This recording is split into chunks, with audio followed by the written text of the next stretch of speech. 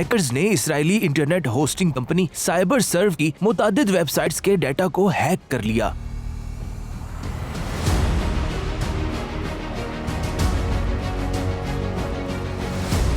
खबरिस्तान दायरे के मुताबिक ब्लैक शैडो नामी तंजीम ने जुमे की शाम सोशल मीडिया पर गर्दिश करने वाले एक पैगाम में लिखा, हेलो, हमारे पास आपके लिए खबरें हैं। याद रहे कि दिसंबर 2020 में इसी तंजीम ने सेहूनी कंपनी शर्बित पर इस्राएली तारीख का सबसे बड़ा साइबर हमला किया था। सेहूनी कंपनी ने ब्लैक शैडो को $1 बिलियन की रकम भी अदा की। ईरानी हिमायत का इल्जाम आयद किया है। नाकाबिले तस्खीर गासिब सेहूनी रियासत का बुत इन हमलों के बाद दुनिया के सामने पाश पाश हो गया है। यमनी असीरों ने जेल से फरार होकर इस्राएली सिक्योरिटी को बेनकाब किया और अब इन हैकर्स के पे दर पे हमलों से इस्राएली टेक्नोलॉजी का गुरूर नाबूद हो चुका है।